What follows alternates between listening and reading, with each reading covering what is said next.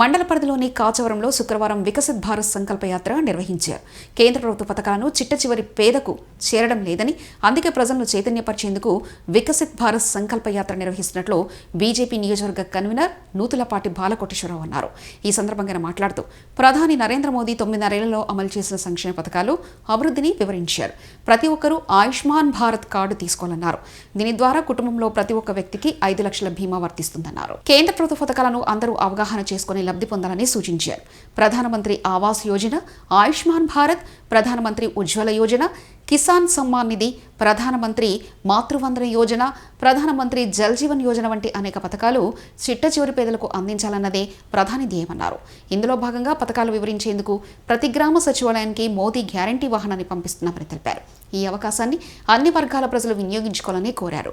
కేంద్రంలో, రాష్ట్రంలో ముఖ్య ప్రభుత్వం అంటే అభివృద్ధి జరుగుతుందని తెలిపారు. ప్రాంతీయ పార్టీలకు కాలం చెల్లిందని అన్నారు. ఈ కార్యక్రమంలో బీజేపీ కొండపల్లి మున్సిపాలిటీ అధ్యక్షుడు చల్లా ఆంజనేయులు, బీజేపీ జిల్లా నాయకురాలు తమ్మినేని మాధురి తదితరులు పాల్గొన్నారు.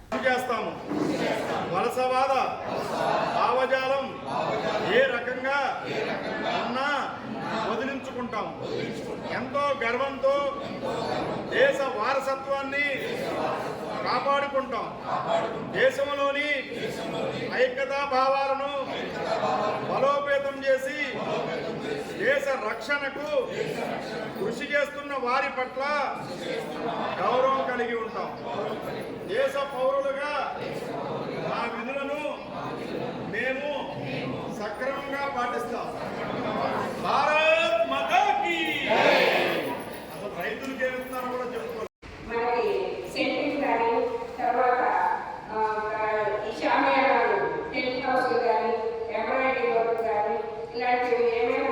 చేస్తున్నట్లయితే చేయబోయినా సరే మనం లోన్ అప్లై చేసుకునే అవకాశం ఉంది. బ్యాంకర్స్తో మాట్లాడి మనకి మన సివిల్ స్కోర్ అర్థంగా చూసి బ్యాంకర్స్ ముందుకు వస్తే మనం దానికి అప్లై చేసుకోవచ్చు. దానికి సంబంధించి లక్షకు వచ్చి 35,000 రూపాయలు సబ్సిడీ ఉంది. తర్వాత PMFME అంటే ఈ పిండి వంటలకు సంబంధించిన కార్యక్రమాలు, మరి సమోసాలు కానీ మామూలు ఇళ్లలో ఏదైనా సరే ఖాతాలు కానీ, తర్వాత బేకరీ కానీ, ఇంకా ఫుడ్ ఐటమ్ ఏదైనా తయారు చేసి మరి ప్యాకింగ్ చేసి సేల్ చేసుకున్నట్లయితే వాటికి కూడా లోన్స్ అనేది ఉన్నాయి. మరి ఇంకో విషయం ఏంటంటే FPO అంటే మహిళా రైతు సంఘాలు ఉన్నాయి. ఈ మహిళా రైతు సంఘాలకు సంబంధించి మరి 1 మంది కౌలు రైతులు కావచ్చు. 7వ సంవత్సరం లోపు పూర్తి స్థాయిలో స్వయం సమృద్ధి సాధించి అభివృద్ధి చెందేలా కృషి చేస్తాము. వలసవాద భావజాలం ఏ రకంగా ఉన్నా వదిలించుకుంటాం. ఎంతో గర్వంతో దేశ వారసత్వాన్ని కాపాడుకుంటాం. దేశంలోని ఐక్యతా భావాలను బలోపేతం చేసి దేశ రక్షణకు కృషి చేస్తున్న వారి పట్ల గౌరవం కలిగి ఉంటాం. దేశ పౌరులుగా ఆ విధులను మేము సక్రమంగా పాటిస్తాం. భారత్ మాతా కీ. అసలు రైతులకి ఏమిస్తున్నారో కూడా చెప్పుకోవాలి.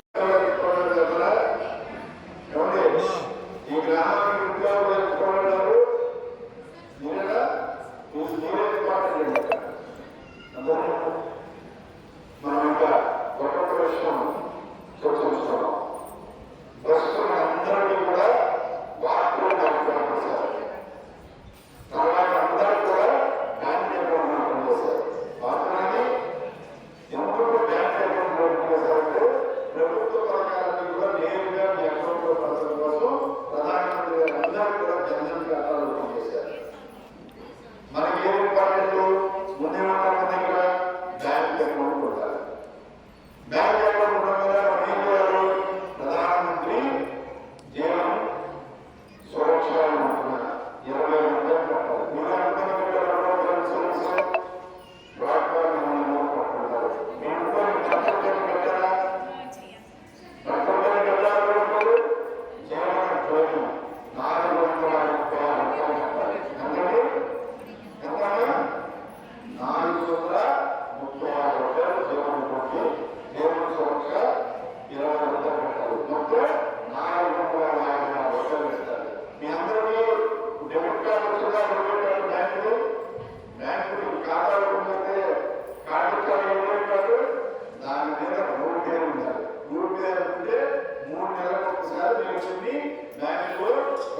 చేస్తూ ఉంటారు. ఈ పనులు కనుక మేము చేస్తే మీకు 5 లక్షల రూపాయలు మన కుటుంబంలో ఎవరికైనా జరిగితే మన కుటుంబానికి వస్తుంది. తెలుసా ఈ విషయం? ఎప్పుడైనా ఎవరు కట్టున్నారు ఆ గంట 4 నెలల నుంచి 4 సంవత్సరాల నుంచి వాళ్ళు ఆ ఇన్సూరెన్స్ తీసుకోలేదు. అలా ఆయన చనిపోయాడు. ఏమంటారు మాకు ఇన్సూరెన్స్ వస్తుంది 5 లక్షల రూపాయలు పోయి మన దగ్గర చేస్తాం సంవత్సరం 7 పోతుంది. మాకు జరిగింది ఎంత నష్టం వచ్చింది? 5 లక్షల రూపాయలు. ఇప్పుడు మనం ఏం చేయాలంటే మే 20వ తారీఖు నుంచి జూన్ 20వ తారీఖు వరకు మనందరం కూడా మాట్లాడుకుంటే 450 రూపాయలు పెట్టుకోవాలి. పెట్టుకొని బ్యాంక్ కార్డు మాట్లాడుకుని మనం 6 సంవత్సరాలు రాసాం 30 రూపాయలు కట్టాం. నేను వ్యాపారం తీసుకున్న కడతారు తీసుకోవాలి. అందరం కూడా ఇన్సూరెన్స్ కట్టుకుంటే సహజంగా పొందినాం. ఏంటమ్మా న్యాచురల్ గా కనుక్కున్నాం, గుండాలు కనుక్కున్నాం, అనారోగ్యంతో కనుక్కున్నాం. కాబట్టి అది కూడా మనం తీసుకోవాల్సిన అవసరం ఉందా లేదా? మనందరం తీసుకోవాలా వద్దా? ఎంత కట్టాలి ప్రతి సంవత్సరం? 450 మనం ఒక్కరం కట్టుకుంటే సరిపోద్దా? ఇంట్లో భర్త పేరుని కట్టాలా వద్దా? కడుతున్నారా మరి మీరందరూ? మరి కట్టకపోతే తప్పే కదా. ఇక్కడ నుంచి అందుకే ప్రధానమంత్రి గారు మనకి ఇక్కడ బస్సు పంపించారు.